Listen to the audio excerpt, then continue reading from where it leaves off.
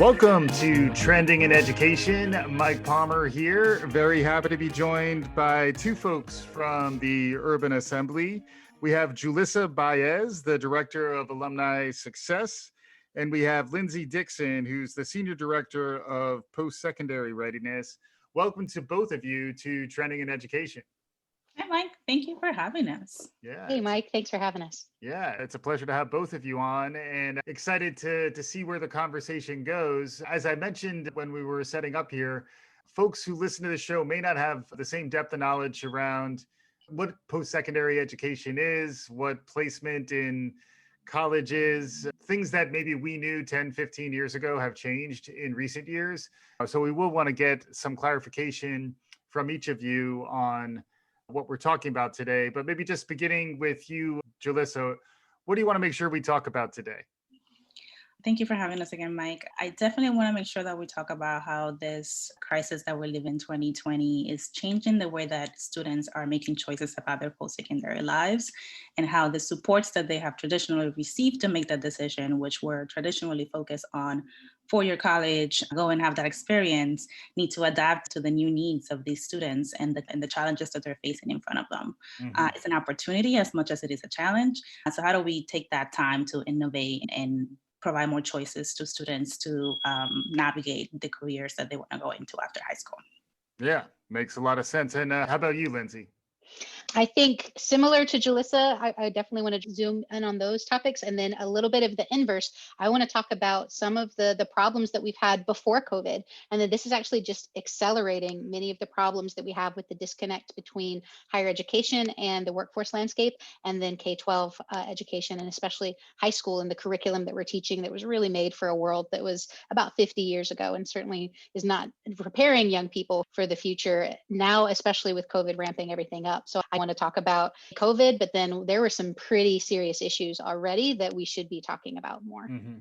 Awesome. Yeah, I'm looking forward to learning from each of you and applying some practical, experiential insights from you on how to apply some of the stuff that I've talked about more in the theoretical. I haven't really had a lot of conversations with folks in K-12 who are thinking about future of work and disruption, workforce development, the way both of you are. So I'm really excited to dive in there. So typically when we start the show, I like to get the origin stories of each of our guests. So maybe beginning with you, Lindsey, if you could just tell us who you are and how you got to this point in your career. And for folks who are trying to understand where the world of learning is going, how do you relate to that world? Awesome. So I am Lindsey. I am a student of life and a lifelong learner and an educator. I am a wife and a soon-to-be adoptive parent going through that process right now with my wife. I'm a Southerner. So y'all hear some y'all slip out that I don't even really notice anymore. And I would say how I got here, my origin story is that I was raised by a single mom down south, and no one in my family, my siblings, cousins, my mom had ever graduated high school. They all got their GEDs. And I knew that I wanted to finish high school, but I didn't know what after that. And I didn't have any guidance. There wasn't really much industry in my town. There wasn't many options. So I did graduate high school. And then right after 9/11, I joined the United States Air Force. I wanted primarily education benefits. Let's be honest. That was the reason I signed up. I did not have a burning desire to go fight in a war or be overseas. I wanted a sure route to my education. So I did 4 years of active duty and was able to get my associate's and my bachelor's degree while I was still in. So I got to save all that GI Bill money for both of my master's degrees. Wow. So I served, I moved to New York, and then at age 23 and became a high school teacher in the Bronx. And so I taught for several years in the Bronx and a little bit in Harlem. And then I did one summer as a teacher in Guatemala. And I got to see different educational settings. And I loved being a teacher, but I just felt waiting till a kid was in 11th or 12th grade is too late. And we needed to do some work at the systems level. So I went and worked for a nonprofit called Year Up, which is actually where I met Julissa. And we really got to start tackling things like pipelines into careers, because a lot of my students were saying, yeah, miss, I think I want to go to college, but maybe not right now. Or I don't know what I want to be when I grow up. I don't know what major I want. So I don't want to pay all this money in tuition. I very much understood that. So after teaching and then working in this nonprofit with 18 to 24-year-olds was the age range we worked with, really successful nonprofit. But again, I had the sense that we're catching them too late. This is too late. All of these young people are coming to us with enormous debt, usually from a college that they did not complete. And without the social capital capital and the social networks that will open doors for them. So even though they get amazing results, I told the CEO of that company when I left that I really want to put you out of business by fixing high school in America. Wow. So that's how I come to this work. I've come back to high school now, and instead of teaching, I'm coaching and redesigning the system of high school. I'm really passionate that the future Lindseys don't feel like the military is their only option, or that they're forced into a particular degree program or level of education that's not really for them. I think we can personalize this and really change the game for a lot of people if we are really thoughtful about the system and start earlier. We start way too late. So that's why I do this. And that's a little bit of my origin story. Nice. Wow. Are you ready to follow that, Julissa? That was pretty great. I've been following Lindsey for 10 years now. So something that she forgot to mention about her story is what a wonderful career coach she is, and what a master in talent development she is. She's an amazing leader and recruits amazing people like me. Yes. So we've had the pleasure to work together in a couple of different settings, and it's been such a pleasure. And my story is a little bit different. I was born and raised in the Dominican Republic, and my high school experience was very different from what I learned the experience in the United States is. I was tracked into an engineering program from the 9th grade, and there was no other direction that I was supposed to go into. I was supposed to just become an engineer. But I decided to immigrate to the United States and come here for an adventure. And with very limited English at the time, I had the privilege to test into advanced courses in college already. And it was my surprise to see that even with my language barrier, I was doing better in those courses than a lot of the students that were coming from New York City public schools. And I just couldn't understand that. I developed an interest for public policy. So after college, I went to work for the New York State Assembly and working in government and in politics. And what I realized working in the community that I was serving is that every single public issue came back to poverty. And how the cycle of poverty is designed so that people will stay in these situations and in facing these social challenges that could very easily be resolved with additional education, access to resources, access to healthcare, access to housing, and all of the other things that we know in the space that are needed in order for people to navigate and to achieve a certain status of economic stability and well-being. Because of that, then I transitioned to focus primarily on workforce development. I wanted to understand what are some of the interventions that we need to do in order to make sure that everyone, all populations, particularly those that are vulnerable, have access to what they need to be able to sustain themselves and their families, and to give back to their communities and build their communities on their own. So that's how I landed at Year Up, where I met Lindsey, and we focus on young adults ages 16 to 24. The idea was very simple. It was to get students skills very early on and get them into the workforce very quickly so that they can have that on-the-job training that would eventually allow them to navigate into a career ladder job. But I agree with Lindsey, that's too late. 16, 17, 18, that's too late. A lot of our students, particularly in our Black and Brown communities, are already getting into trouble, right? At that age, already getting into these cycles that it's going to be really hard to get them out of. We need to start much earlier providing those examples and those avenues for students to get their hands in different types of careers and in different types of things that will get them into that pathway much earlier. So that's how I ended up navigating back to K-12 and working with Lindsey at the Urban Assembly with our younger kids to build those pipelines for our students. And just to reacquaint folks with the Urban Assembly, we've had a couple of different guests on, but Julissa, can you just describe what the Urban Assembly is and what its mission is? Yeah, the Urban Assembly is a nonprofit organization based in New York City. We work in partnership with New York City public schools and also schools in other cities across the United States to provide supports for school staff to build pipelines for social and economic mobility for students. We focus primarily on supporting school staff on developing programs for social and emotional learning, academics, and post-secondary readiness, which is the work that Lindsey leads. Yes. Yeah, and then the post-secondary readiness, Lindsey, can you expand on what that means and how you measure that, how you understand that? Yeah, absolutely. For us, we think about making sure that a young person is intentionally and very explicitly exposed to all of the range of the options that are out there at a young age. So we do have some middle schools and we have some middle high schools that we work with. And so we start that in 6th grade where we can, but where we can't, if it's just a high school, we start in 9th grade and we work with college counselors, guidance counselors, teachers to think about what types of curriculum can we introduce, what types of internships and work-based learning experiences can we introduce. So we help schools set up systems to make sure that all kids are getting internships, to create or use curriculum to make sure that young people really understand like the future of work. And sometimes we hold that up as this like adult concept or something just from the World Economic Forum to worry about. Yeah. Like, nope, that is actually their future. Many of Right. us talking about this aren't going to live in what they are going to live in. And so they really need to understand like what is a cloud administrator, or what is Python as a language. And an older person might think that Python is just a snake. Yeah. But a young person is going to know and be very facile with this idea that this is a very popular programming language. There's a lot of careers that connect to that. So really helping them understand who they are, their identity, their purpose, and their sense of interest, how that connects first to a career, because usually we talk to kids about college first, and that is the absolute backwards way to do it. Help them latch onto the idea of a sector of interest in a career, and then identify a major or a training program. And only then at the end do you identify, okay, now who offers all of those things? Don't just get stuck on the allure of, I want to go to Stanford because that sounds amazing. They may not have the program you want. And so that is a bit of what my team and I focus on, is especially in the high school years, working with those school staff to reorient their entire system around early college and career awareness, and then the systems that you need to make sure that we actually have good fit placements for every student. Our goal is that 100% of our students will have a positive and strong placement, an offer letter, an acceptance letter, not just letting them drop into the gap, which is what most high schools in America do. You know, that busy 12th grade teacher or counselor, as soon as May or June comes, they have to pivot their attention right back to take a little break for the summer. And now I have new students. And that's a big part of what Julissa's team does, is make sure those kids don't fall into the gap. But if our systems are better designed, they wouldn't. Yeah, and one of the secret sauces of the Urban Assembly is that we rely a lot on community to build this work.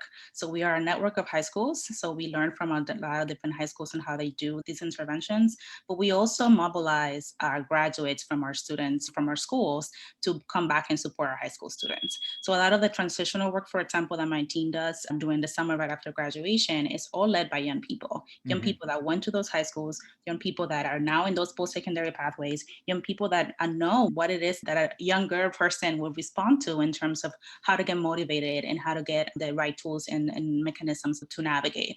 So that social capital is also very much important, particularly for the population that we serve, as they are trying to figure out their place in the workplace and how they can get to the places that they want to go to. Yeah, that makes sense. And then I know you mentioned the critical role that poverty plays in a lot of the challenges that students face and families face. Can you expand a little bit on that, Julissa, just to give a little more context? Yeah, I'll give you a perfect example. When we realized that we were in the middle of a pandemic in early March, one of the challenges our students were going to face really quickly was that pivot to remote learning. However, we sent a survey very early on to all of our alums, and we have around 12,000 alums in the UA network. And we communicate with the recent graduates, and what they asked for the most was food, money for food, money for transportation, even though they weren't necessarily traveling that much. The very basics. And these are students that you would think have made it, that got into an Ivy League school or got into a 4-year program or graduated high school. That's already an accomplishment. And you would think that, okay, they're set. We did what we needed to do. They can now navigate and go into the world. And here they are struggling with food insecurity. They're struggling with a lack of access to healthcare. So even though we're an education organization, because we're dealing with human beings, the human needs of these students don't go away, because they're still very much attached to some of these challenges that they face when they were in their communities. Sometimes they're the first ones in their families to go into the world, into higher education or other pathways. So that means that they still have little siblings at home, or their parents are home that may be undocumented, that may be sick, that may be unemployed, that may be dealing with all of these consequences of poverty beyond the other things that came with the pandemic. So we needed to pivot really quickly, and we developed a fundraising campaign called Close the Gap to make sure that we had the ability to just support them with whatever they needed. We put out an application and we just said, this is a difficult time, tell us what you need, and we'll do whatever we can to mobilize that and get that to you.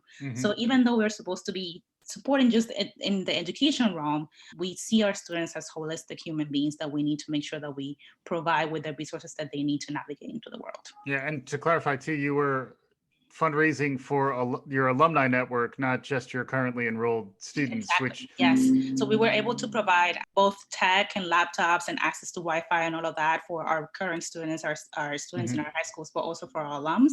But we Yeah, were also able to provide things like money for food, and if you need a desk because now you're working studying from home, or if you yeah, need sort of money for something else, transportation. One of our students, for example, needed money to just get out of campus. She was upstate in Syracuse, needed to get to the city, yeah. didn't have the money to take the bus, and like we were able to just provide that for them, and that made all the difference. Hmm. Those are some of the things that if you were privileged enough to grow up in a different situation, maybe Yeah. you wouldn't have been facing. But in the populations that we serve, we need to keep in mind that we are dealing with humans that are still dealing with other things, and Hmm. that access to quality education is extremely important, but definitely not the only need they have. Yeah, makes a lot of sense. And then Lindsey, another buzzword I heard from you that I'd love to dive a little deeper into is the future of work and some of your perspective on jobs that we were designing education for in the past, maybe going away, and the new jobs that are emerging. Many students and families have never even heard of, let alone educators. Any perspective from you? I know it's something I always enjoy when I see someone's face light up when they think about the future of work, because it's really fascinating stuff. Any perspective from you on that? Yeah, absolutely. And my face always does light up because, as Julissa said earlier, I do see the opportunity here. Whether or not we'll eventually need like a UBI or a universal basic income to Mhm. offset some of the job loss, that absolutely will come. I'm interested in some of those conversations as well. But I think you can look all the way back to the early Greeks, the Egyptians. There is a deep seated need in all of us to have a sense of purpose Yep. and a sense of utility. And a lot of us get that from work. So even if it is not work for a certain amount of hours a week or a certain pay, I do think that sometimes work gets a bad rap. And I'm very passionate about the idea of helping people get passionate about their work. Like Hmm. 75% of people are disengaged at work. Hmm. That's really bad for all of us. If you have a Yeah. disengaged crossing guard, I'm worried for our children. If you Right. have a disengaged anesthetist, I'm really worried about you going. So there's this problem that already exists that we have now, and there's the opportunity to use technology. So we have advances in automation that are automating jobs that sometimes are downright dangerous. There's a lot of politics around people doing like coal mining and other things. There's all kinds of implications for our environment that we could set to the side for now. Hmm. Sending people down into dark spaces to crawl around and breathe in really noxious, terrible fumes. When we have a machine that can do that, please let's have the machine do that. Yeah. When there is algorithms now in artificial intelligence that is better at diagnosing lung cancer than humans are, Hmm. because our eye was not built with the same type of sensors that a computer can be built. I want the computer helping to diagnose Yeah. that for me and for Hmm. my family. And so I think the promise for our young people comes in when they can help, first of all, create this future. So they are going to get to shape the future of work by saying, like, here's a priority for us. We care about the environment, or we care about healthcare. Let's think about how to responsibly use technology, and what role will I play in that? Will I be an AI ethicist, for instance? That was not Right. a job for me when I was growing up, but Right. we need young people to understand and get really geeked out and excited about the idea of, I want to be an AI ethicist. I want to actually help program those self-driving cars to know what to do in the common scenario when they say, if you go left, you're going to hit one person with a child, and if you're going to go, you're going to hit 6 adults, and what decisions should be made there. And we need human beings to really tap into empathy and creativity. Those are the skills of the future, Hmm. because certainly being facile with data and understanding data is important, but you're not going to be crunching those numbers. We don't need you to, we don't want you to. It would take way too long. So even being a paralegal, it can still be a great job, but a lot of that has already been offshored to Hmm. countries like India, where they can work on it overnight for them. And then algorithms are taking care of this work. So I think helping young people look at, there's some good databases that will help you have a sense of, will this job in the near term be automated? I want them to have that information. They Yeah. deserve to have that before they make a decision. Hmm. And then I want them to know cloud administrator. I want them to know AI ethicist. It's not just about, for my family or my in-laws, being a truck driver or a brick mason. There's a lot of honor in those careers, and those two are being automated. You will not be a longshore truck driver, let's say in 10 or 15 years. It Right. will be automated for most people doing that work. And so we need our young people to understand that before they make a life altering decision about what they're going to do after high school and how much they're going to pay for it. Yeah, I think for the generations that came behind us, maybe even a lot of it was about like digital literacy and making sure people know how to code and Right. whatever. That was cool and great, and people should know those things. But our students right now are digital natives. Right. The problem is that they're technology consumers and not producers for the most part. And what I definitely agree with what Lindsey is saying is that we need to give the students the power to create those technologies for the world that they have to live in, that their children have to live in, that for the challenges that are coming in the future. Because for us, we have less time here on this earth, one, but also the upskilling and reskilling that we needed to do was for a very particular challenge before this time. Right. It is in the hands of our students to build a world that we're going to live in the next 50, 100 years or so.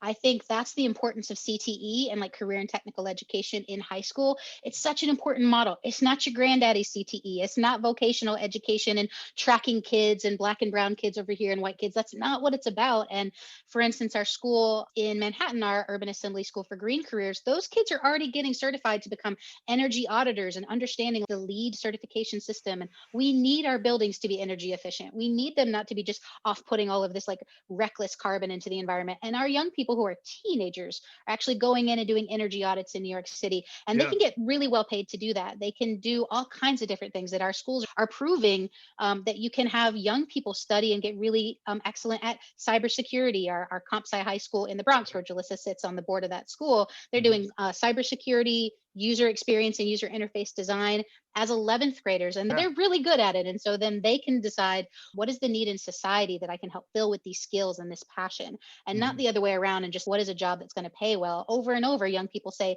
pay is not the thing that matters the most to them. They want to feel that sense of purpose and a sense of value. And I think giving young people that message is really important, because the message folks got in the 50s and the 60s and the 70s and even the 80s was go to work, go to be a teller or a banker, make a certain amount of money and have your 2.5 kids to be a success. And young people that's not the life that they're about. And they tell us, they're very honest. Yeah, a lot to dig into around all of that. But yeah, the thing that I come away with as well is that there's real relevance and purpose to the system that's delivering education at the Urban Assembly, and it's very connected to the community. Can either of you talk to that a little bit, just the importance of building the connections within your community, within the job and labor market outside of your high school? Maybe begin with you, Julissa, and then pick up with you, Lindsey. Absolutely. So Lindsey mentioned that I sit on the board of Comp Sci High. It's one of our schools in the Bronx. It's the first computer science charter school in the Bronx. And one of the things that we do with the students there is that every single student from the 9th grade has an opportunity to do some sort of work-based learning experience. One of the things that we did, for example, last year with our 10th graders was that they partnered with the local community center to build a website for the community center that was particularly targeted at older adults. So not just like a website that was cool to kids or an app that was cool to like the students of their age, but they had to actually understand the community that they lived in, the services that community center was offering, and they got to put their computer science skills to practice by building something for a population that they are different from. So they also had to like not just do the technical coding part of it, but also what does a 60-year-old wants to see on a website? How do they even get to a website? Like that's, as a 16-year-old, you're actually trying to do that as a little bit of research, and it develops a lot of your analytical skills as well. And it's providing value for the community. Like we don't need to wait until we form and educate a human being for 15 years for that human being to then to start contributing back to that community. You have very talented, very passionate young people in your own communities that could start building things and contributing to that same neighborhood and that same community. And you don't have to wait that long to have that sense of purpose and that sense of contribution. So we definitely take pride in making sure that the experiences that our students are having are connected to their local community and how they interact with the world. The other thing that we do that is very important is what I was mentioning earlier about bringing back graduates of that same high school to sit in career panels, to do financial aid nights, to help students with their college applications, to help them transition through the summer into the post-secondary life. Building that social network and social capital, particularly with students that look like you, like sound like you, that come from your neighborhood, that come from your school, provides an immense amount of value for students, and also allows them to develop more confidence in what they could themselves become, because these are young people that are 2-3 years older than them, and they're already doing great things, and they can see that live by building those connections. Yeah, I love both those examples. Remind me of the importance of being able to take other people's perspectives, learning empathy, and learning how that relates to next gen skills like user research and user Yep. interface design, it's nice to be able to both connect to the real human component, but then map that also to the digital capabilities that you were touching on a bit more, Lindsey, as well. And you just took it in a great direction. I was going to say perspective taking is like one of the key skills we teach with our social emotional learning work. Mm. And it's so important for just about every career. If you're going to be a marketer and put yourself in the shoes of a potential client, or you're going to build an application, if you think user experience is everywhere, the way you walk through a hospital is a Yeah. user experience. Mhm. And a young person has sometimes better empathy than some of us old folks. And they could say, actually, you know what? I think there should be pamphlets here in multiple languages right at the beginning with a map to help Mhm. families. Like we have a wonderful healthcare focused high school in East Brooklyn. And these are the types of projects that they work on. Yeah. And we have, to your question a little bit about community and families, I have just two examples that pop to my mind of sometimes we're too siloed with what we think a school could be and should be, but families are an integral part of school. My colleague Ayende just said to me, like, a little bit, we're the outsiders. Education is like the third rung. The family and the school is that 1 and 2 piece of this like three-legged stool, if you will, and we really have to involve them and not as an afterthought. And so 2 quick examples. One, our school in East Harlem, our global commerce school, which has a CTE pathways in supply chain logistics and several other things that they're focused on. When they do a career fair for their young people to get jobs, they invite families. There are many families that are also looking for work right now. There is no reason that you couldn't also be having families bring in resumes, and that is a really powerful example. And then the second one, we have an amazing middle school, our Unison Middle School in Brooklyn, and they do career labs, hands-on career labs, maker labs, hydroponics garden with their students to learn how to do aquaponics, where like fish are creating the nutrients that feed the vegetables that feed us. And so their young people not only literally grow the food that will feed the neighborhood, they are given cooking classes. And when you go in to visit that school, you'll see parents who come in during the day to sit down and take cooking classes with their children to learn about like healthy nutrition and healthy, even just safe cutting practices. And they'll teach them knife skills. And that's what a school can be. It doesn't just have to be bells that ring and a 44-minute and a test over here. School is community. And I think I'm so glad you asked that question, because it's such an important part of a little bit of our humanity. I think we've lost, certainly in the United States. We've got this very rugged individual thing going. And I think more than ever now, we need to think of our schools as communities and value the most important people in those communities, which is the students and their families. And so I'm really proud of the work we've done there. Yeah. Yeah, it reminds me of the business adage that culture eats strategy for lunch. So it's the same idea. If you have a community-based culture, community-based education is something that really, it happens whether it's called that or not. But if you can be intentional about building those connections, I think it really can begin to move the needle. We are getting a little closer to time. So I think this is where we begin to pivot towards, what do you see coming down the line? It's been such a crazy year. I very much agree with your point, Lindsey, that it's been a year that has accelerated a lot of trends. So even if you felt like you had your 5-year predictions down, suddenly you need to come up with new 5-year predictions, because all your 5-year predictions are coming true right now. So any perspective, short, medium, or long, I'd love to just hear other folks' takes on what might be emerging. Any thoughts from you, Julissa? Yeah, watch out for community colleges are going to make a comeback. Yes. And it's long overdue. Now that the college experience, the traditional college experience, is non-existent, students are going back to think about what is it that they're supposed to get from this education and from this experience itself, skill sets, the ability to connect to networks, and the ability to get a job experience. And because of the economic crisis that has come from this pandemic, you need to do that a lot quicker.